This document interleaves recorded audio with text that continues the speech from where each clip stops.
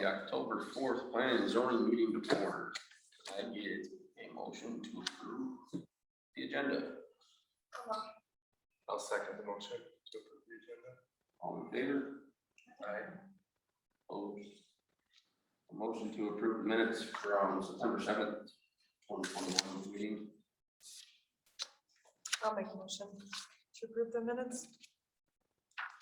I'll second the motion to approve the minutes from September 7th. All in favor? Aye. Opposed? I object For what? to approve the minutes of the September 7th meeting. They need to be corrected to reflect the motion that was made.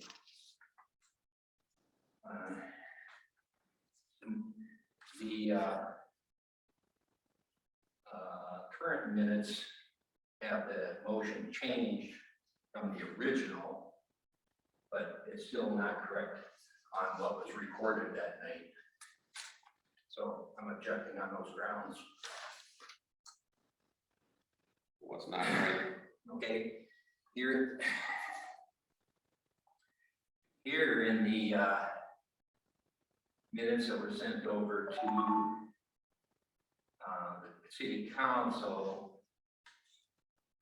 it says Planning and Zoning Commission held a meeting on Tuesday, September 7th at City Hall chambers to discuss recommendation of water edge planning unit development to the city council for city council adoption.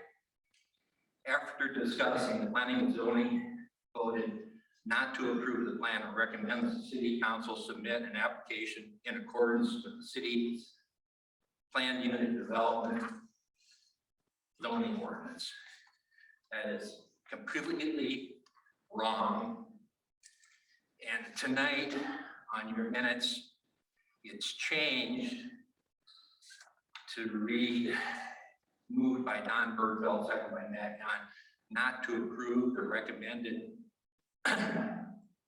recommendation to the council for the water edge planned unit development, which is correct to more correct than the first one, but it still doesn't read according to what was said that night on the motion by Don Bergfeld.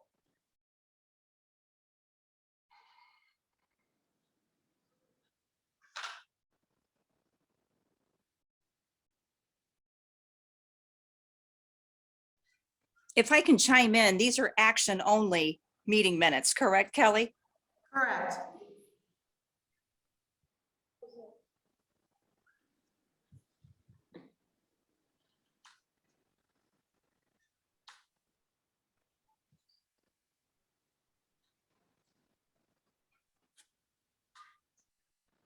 All right, to move on, plat survey.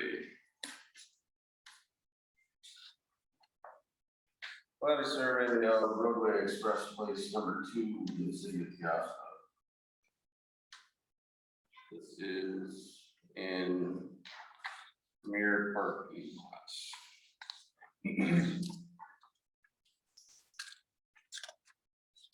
There was a boundary lines problem with parking lot.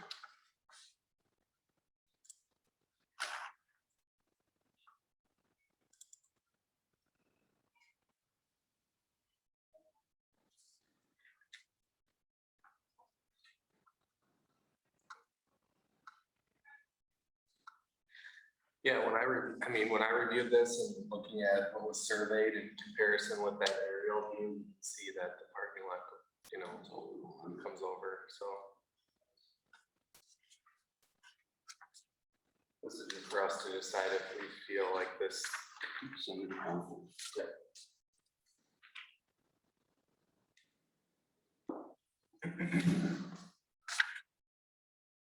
Yeah, I guess I would make a motion to have the council review the boundary line.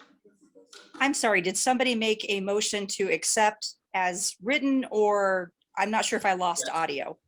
Yes, I'm making a What motion. was it? You going back to the minutes or what? Annette?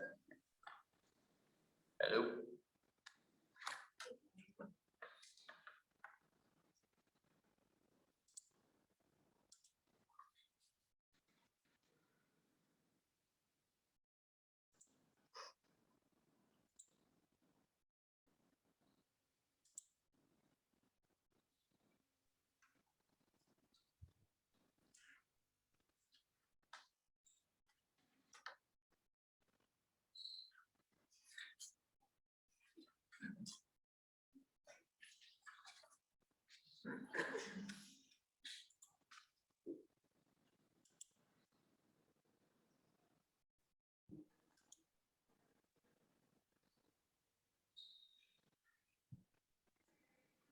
Annette, are you there?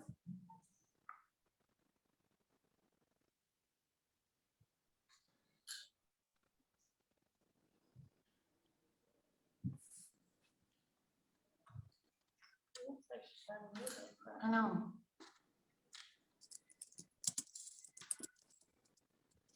Can you hear, not hear us? Annette, can you hear us?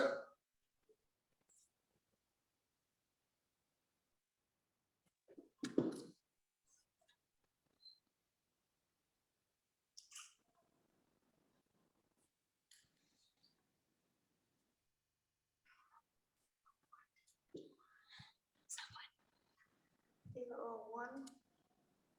She wants to say. Are we on here? Just want to know who's out here. Camera. Let me just push the arrow down. Go up to the arrow above from. Oh, where?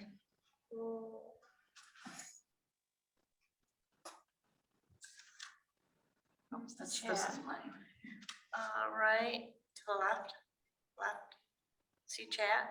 See that down there? Close.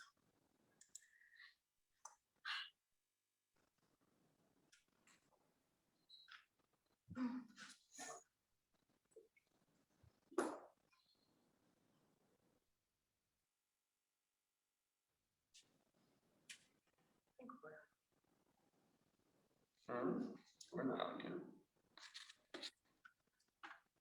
No, it looks like she's. That's her. Go down to our our screen. It says mute. That means that we can mute ourselves. If we were on mute, it'd say Yeah, unmute. I mean, if we wanted to mute, we. Okay, I'm not hearing anybody talking. Did I lose audio? Yeah, You did for a while, Annette. Are you back? Nope.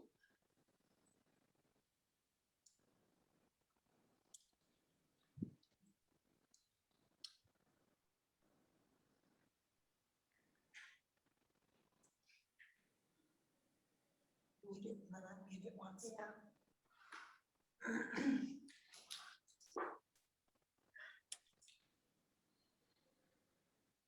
There, I think I got you back.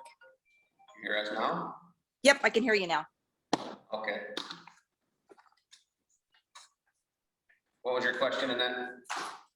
I wanted to make the comment that the meeting minutes are action only, so they're not verbatim. And that's typically how we do all of our meeting minutes. Correct. That's why we record, so that we can capture the audio for anyone that would like to listen to it after the fact.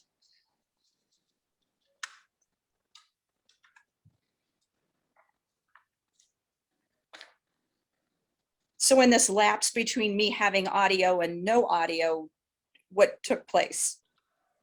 We voted to approval. Okay, And then sorry we for moved- the disruption. Oh, you're fine. Then we moved on to the plat of Saturday roadway express place number 2. Okay, thanks.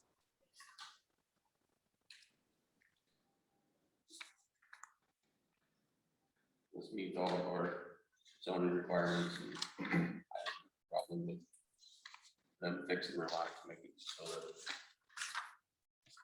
they're not encouraging on somebody else's ground. I agree. I second.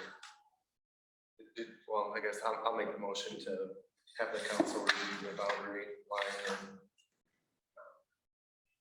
to me, it looks like over the boundary.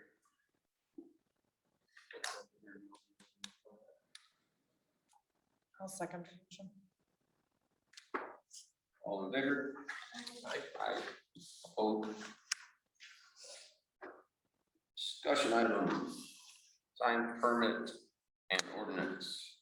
It's been a long time since we did this last time. Oh.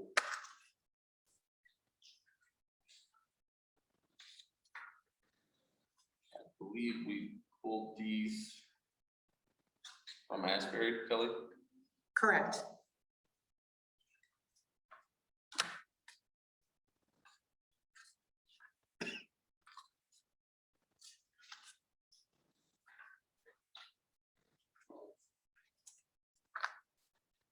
Annette, you want to share?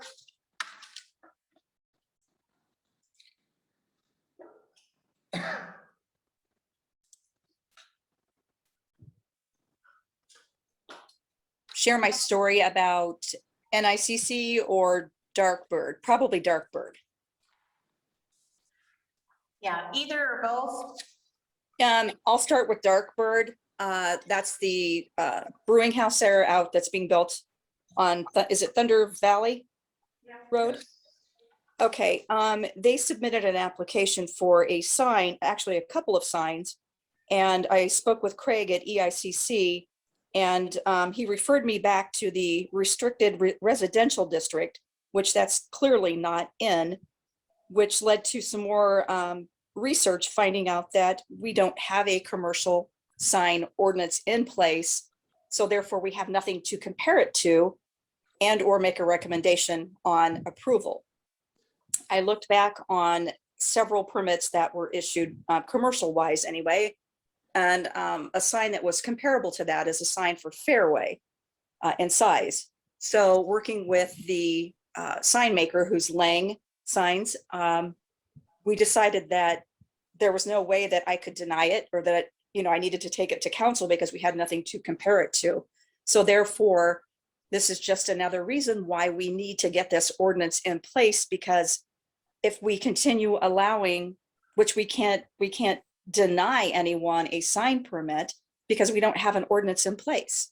So you can see how ridiculous this could get as we grow commercially.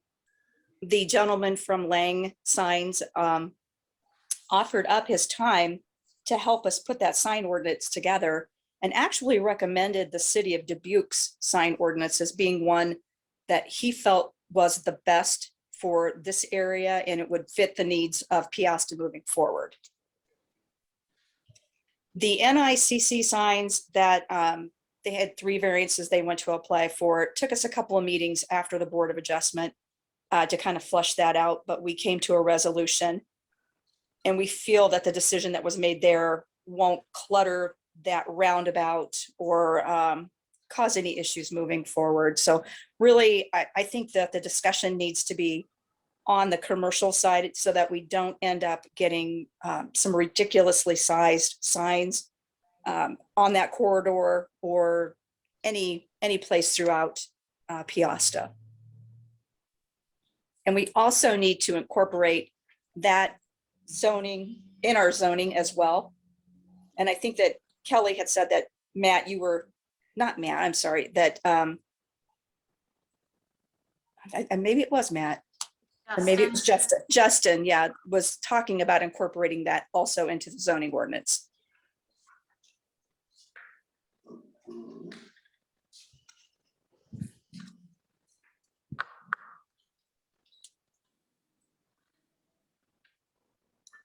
So if it is okay with planning and zoning, I'd be more than happy to reach out, start collecting different sign ordinances from similar sized communities, as well as the city of Dubuque, and bring that back to the next meeting for your review, discussion, and take it from there.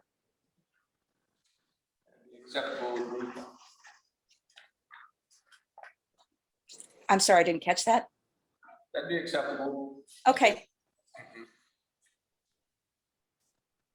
So one time to read through this and make sure that this is what. I know the city of Dubuque is probably. Might allow a little larger signs than what we were previously talking about, but. I just think the basic language of the ordinance is what we're looking for, and then we can put our heads together based, you know, and come up with some fair and consistent size allotments. Yep, I would agree. I think it makes sense, being that there's nothing currently in place. Just another example of the wild, wild west out here. I think, Justin, help me, but I believe that when this was designed, we had either no zoning or Yeah, we had nothing. called restricted Everything was residence. restricted residence. Right, so that's why you'll see on that page 240, it says 6-16-6, signs in restricted residence district, which again, we no longer have. So that's why we'd like to actually have it so that it pertains to each zoning district, including residential and commercial or industrial, anything else that we now have zoned correctly.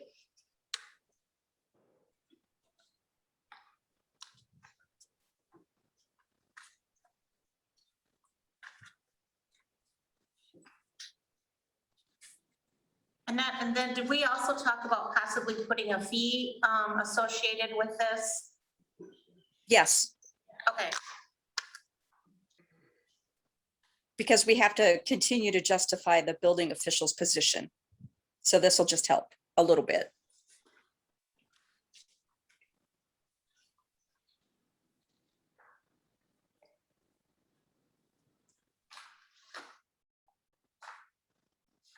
Probably discuss that further when we know how much work's actually gonna be involved in figuring one of these out.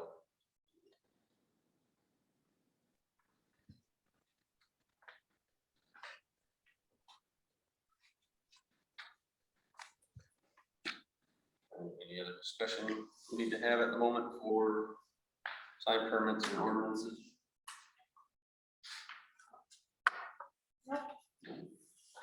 We will move on to pools and spas. Gotta be a story here.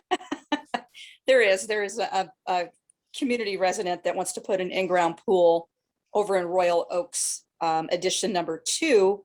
And we're finding out that you can have 3 houses together and they all have different covenants because they were built at different times.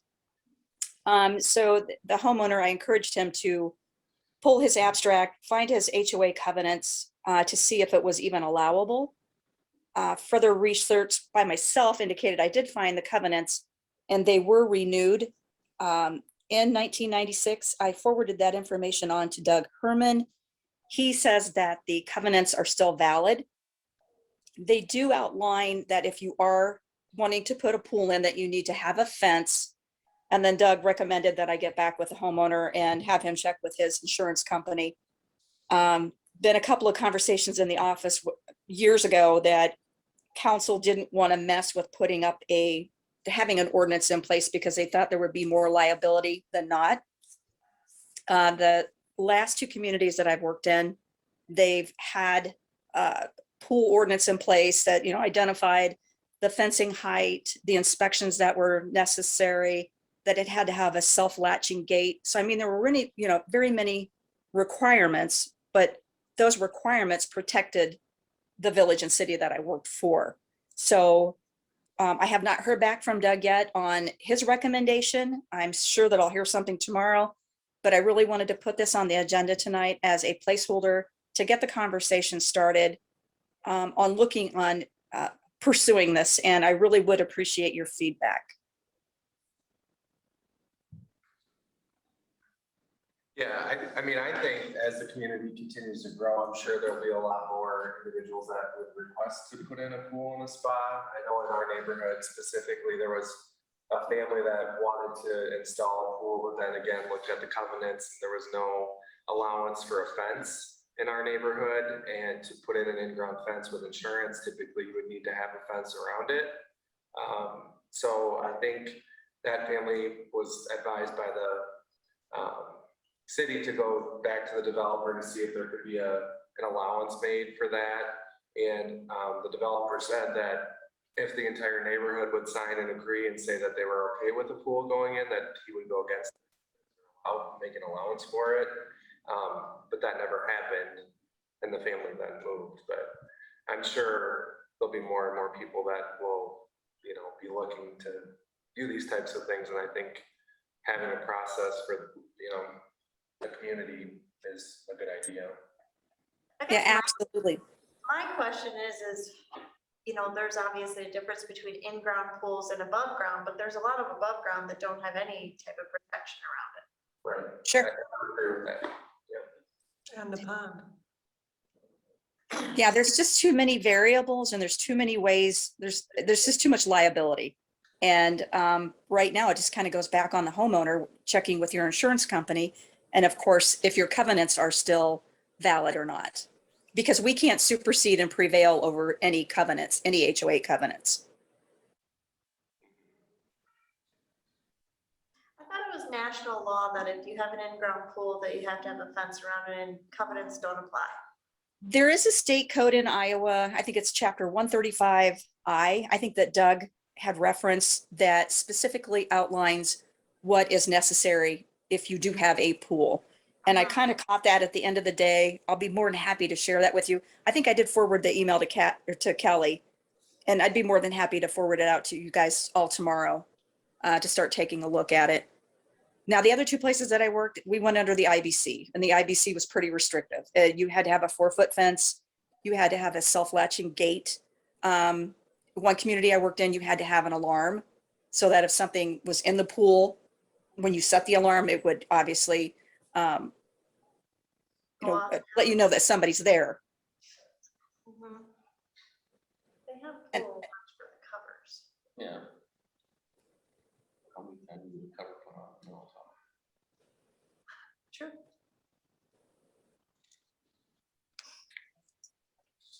And I mean, there would also be a set of rules and regulations for spas as well. So who's gonna police that then? Actually, you would be surprised how your neighbors are your best police people. The community right now is small enough for us to, you know, while our guys are out driving around, whether it be police, public works, until we can get a building official in here, then they absolutely would be the person that would be out patrolling, looking for things like this. And then certainly if we have something in place that says you have to pull a permit for a pool, then that triggers the other mechanisms to make sure that the fencing is in and that the inspections are done. What about people that currently have pools? They would be required to put a fence up and bring up their property to code within a certain time amount, you know, allotment of time. So what's the requirement for a hot tub versus, like, the pool's obviously a fence? What's- With a hot tub, I believe that you would just have to have something that would lock the lid so that you couldn't enter it. I don't believe it has to have a fence.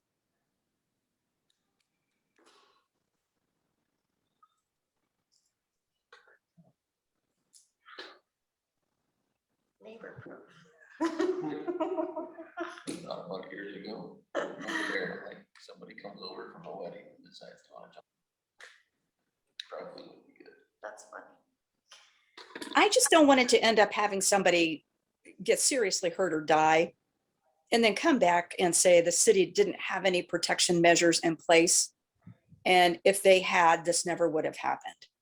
So you're continually asking yourself, what if? And I know it might seem like it's overkill, but this community is growing so fast that we have to put these protection measures in place, or it's just going to get out of control. Right, I agree, because covenants, I mean, if they're renewed, then yeah, they still will apply, but they'll, after a certain time, they'll expire, and then what's the problem?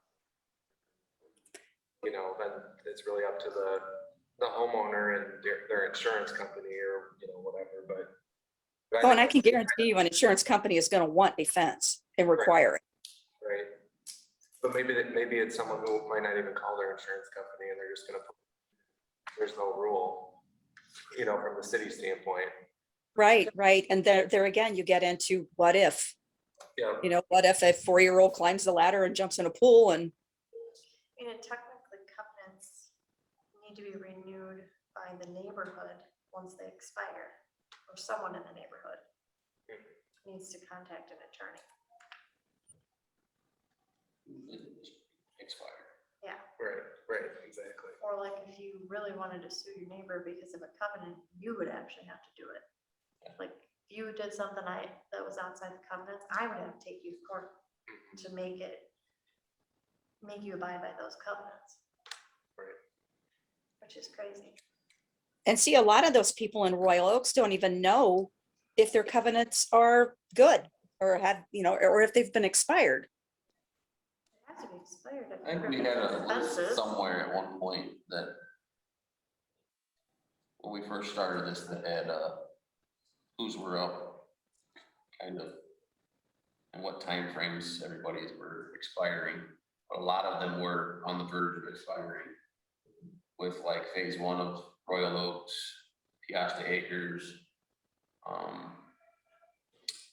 even Parkview, I think, was 2004, so probably within the next 5 years, theirs were probably gonna be up as well. Well, the gentleman that I'm speaking about in the second edition, his covenants were renewed back in 96. The way I read it is that the way they had them written is if there was no lots available, or I can't remember what the other requirement was, but both of those had been met. So that's why I sent it off to Doug Herman. And of course, he sends me his dissertation on chapter 135I. So again, I haven't heard back from him, but I just wanted to get this in front of you for discussion and some direction on what you would like me to do. Did AJ renew those covenants himself? Is that what you're kind of Yeah, saying? he did. He renewed those back in 1996. The covenants that I read did allow, it said that you would have to be required to put up a fence if you had a swimming pool. Yeah, Are we talking all swimming pools or above ground? I think all swimming pools need to. Yeah, I would say it would reference all swimming pools. Whether it be, Yeah, the Fence ladder around it. yeah, the fence that just wraps around and you open the gate from the ladder, or an actual fence that blocks it off from everybody. Mhm. Yeah, I mean, I think pools should be acceptable, to be honest, but. Yeah, I mean, I think it's a good idea to have a process with the city on how that should maybe look. I mean, we're no different than any other community. All right.